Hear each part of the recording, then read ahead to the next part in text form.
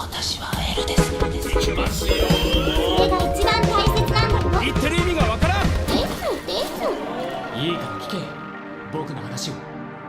Hello and welcome to another episode of DesuDesu Japanese Basics. This is the Basics show. We're going to be working on our basic Japanese grammar and building a good, strong, hardcore, deep foundation that will assist us in finding pleasure in dealing with the hardcore Japanese, the punishing Japanese that pops up in anime. However, before we get into that, there is a bit of not unexpected criticism that needs to be addressed. It is some criticism aimed at the very concept that we're working on here, the concept of using anime as a study tool. So this good old criticism runs something like this.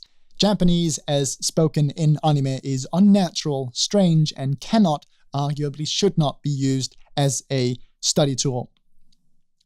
Not a completely silly argument. To be completely honest, I have myself said similar things in the past. However, my opinion has changed over the time. Granted, obviously, the way that characters speak in anime is a little bit different from how people speak in real life. However, I would argue that if you understand this difference, you really won't run into that much trouble. You'll somewhat easily be able to filter out what is useful from what is not useful and use it as a pretty effective study tool. But just to get things very clear and make sure we don't make any mistakes, let's talk a bit about the difference between anime Japanese and real life Japanese. But you know what? Before we do that, let's just make one other thing very clear. There's absolutely no reason to purposefully, knowingly limit yourself to only using anime to study with. That would be silly. Obviously, you're going to use a bunch of different things. You're going to have your dictionaries, you're going to have your grammar books, perhaps a few textbooks if you're just starting out. And I would highly, highly recommend that every now and then you go and check out some Japanese TV just to get a feel of how Japanese is used in real life or how people use the modern slang and all that stuff, just to get some reference to the difference between fictional speech and real life speech. I would highly recommend that, obviously. So with that out of the way, is that obvious that you're not just going to be using one thing? You know, even if someone was to use only textbooks to study Japanese with, that person would never get real fluent. That person would end up sounding like a textbook. So of course, you know, pick from all the shelves, have a bit of taste, get it all in, and that way you'll end up being a lot more natural. But assuming that you are going to be using anime as well, let's get back to the real topic here. Real Japanese versus anime Japanese. So, I think the first point, a rather obvious one as well, vocabulary. If you're watching an anime show that takes place in a magical world, obviously some magical words are going to pop up. Words that you don't really get to use that much in your ordinary life. Words like fireball and spellcasting and dragons. I would say, generally speaking, if you don't live near real dragons, you're not going to be able to say that much. And some would say that therefore it is silly to spend time on it. I even had this weird argument with Japanese people where they would say, well, but we don't use these anime words, and I would counter obviously with, but you know them, right? You still know them, you still understand them, and that's why you're able to watch anime without subtitles, whereas we gaijin are not. Even if you're not going to be saying dragon that much every Monday morning, you're still going to be consuming your favorite media. You're still going to be watching anime and film and playing video games and doing all that stuff where all those words pop up. So obviously you need to know them. And, you know, what kind of silly person would use that? You can't even use those words even if you wanted to. You don't have a magic wand. You're not Harry Potter. So yeah, vocabulary is going to be a little bit strange at times, but this depends on the show that you're watching, obviously. It depends on the setting of the show. If I may, just a bit of a side note, my English started out with The Legend of Zelda. Just a funny little fact. Some of the first words that I picked up, I still remember them to this day. Forest temple, that was one. Water temple, obviously. I wrote these down and showed it to the teacher at school and asked her to translate it for me. A bit of a shout out, Hilly, if you're still out there. Thanks for helping kickstart my interest in languages. So I don't consider this vocabulary thing to be a big issue. Obviously, you'll run into a few weird words. Just, you know, remember them so you can understand film, but don't use them unless you actually can cast fireballs. Another point about anime would be that the actors and actresses who are portraying these fictional characters on screen are obviously reading off a script.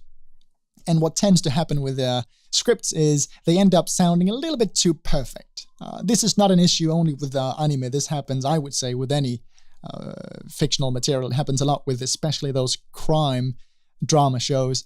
It sounds as if the characters know what they're going to be saying months before they're actually asked the question. It sounds as if they are just a little bit too perfect. It's almost intimidatingly perfect.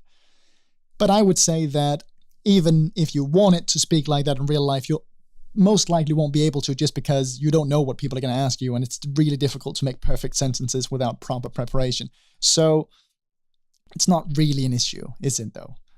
It's not really an issue. But yeah, they do speak sort of more script-like. Someone will ask a person, "Hey, how are you doing?" And in an anime setting, they might say, "Well, at this moment in time, I happen to be doing just great." Whereas in real life, a real Japanese people, who's a lot more lazy than an anime character, will likely just say, "Okay, well, fine." They'll make things short and boring, just like English speakers do, just like in my native language, Danish, we do that as well. So yeah, that whole thing of making things short and boring, you need to do that if you want to sound natural. But again, does that come as a huge surprise? Anyway, moving on to the next thing.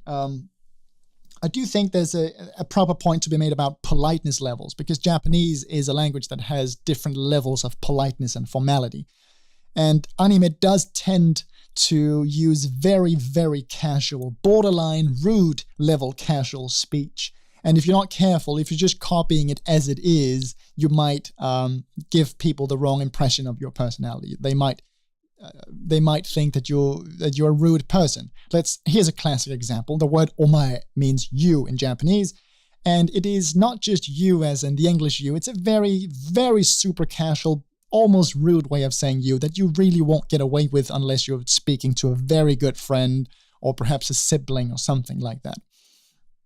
But if you're not only using anime, if you got a textbook next to you, if you got a grammar book of some sort of supplemental material, some sort of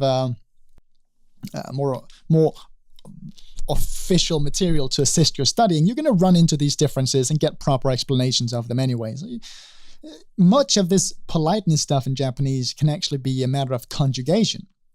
How you conjugate a verb. You can conjugate it in a polite way and in a not so polite way. So once you get this little basic thing out of the way, it's rather simple to listen to something said in an anime and just make it slightly more polite for when you're going to use it to someone that you don't know. But do pay attention to politeness levels.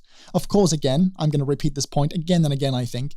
It depends on the show that you're watching as well. Let's say a show like Death Note, for example, is going to be a lot more useful as it is than a more magical show like, I don't know, One Piece or something.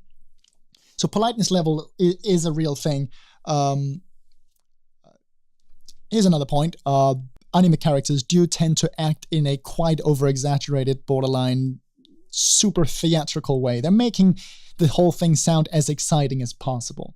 And real-life people don't really do that. They're rather boring in comparison. So where an anime character might say, let's say you'll say something like, I don't know, hand me the receipt, or whatever. Hand me the spoon, hand me the fork. An anime character might say, "That fork, hand it to me now." Or else, who knows? And they'll make it sound way too interesting. And real life people don't really do that. So if you don't want to sound like an anime character, just turn down the theatricalness of your personality ever so slightly. Unless, of course, that is the sort of character that you're going with in general. I would say a good argument for using anime is time spent with the language.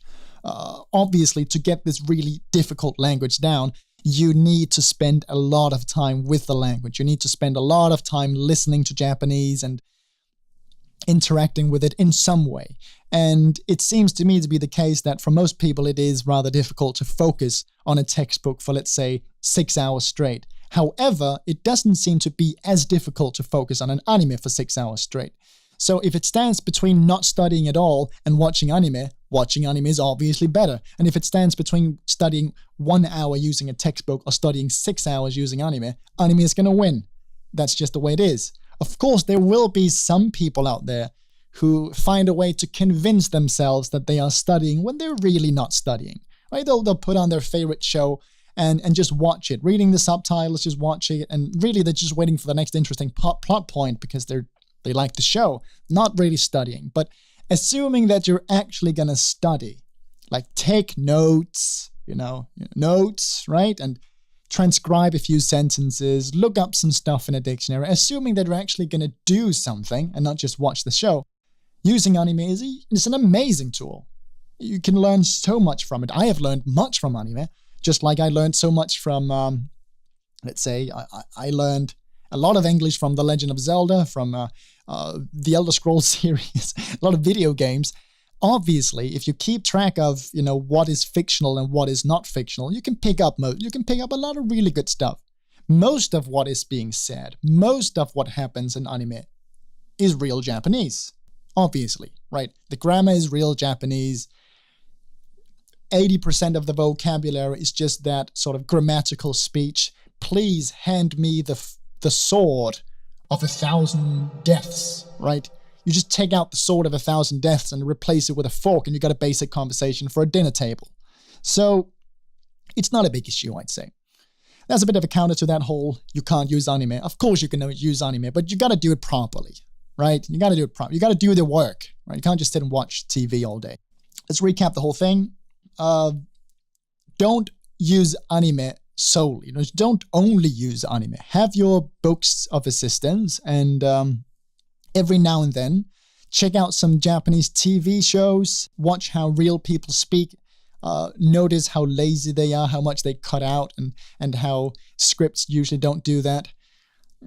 If someone learned English only by watching and copying CSI Miami or something, they might end up speaking slightly off-puttingly as well. I don't know. But assuming that you do your preparation and handle it with care, I'm sure that you'll be just fine using anime, just like I was just fine and continue to be just fine using a variety of different materials to help me study. So with that out of the way, I think it might be time to actually get into the studying, getting into the actual basics. So it's a bit of a long video already, so I'm going to cut it here. So thanks for watching. I hope you found it enjoyable, and hopefully I'll see you in the next video. Have a good day.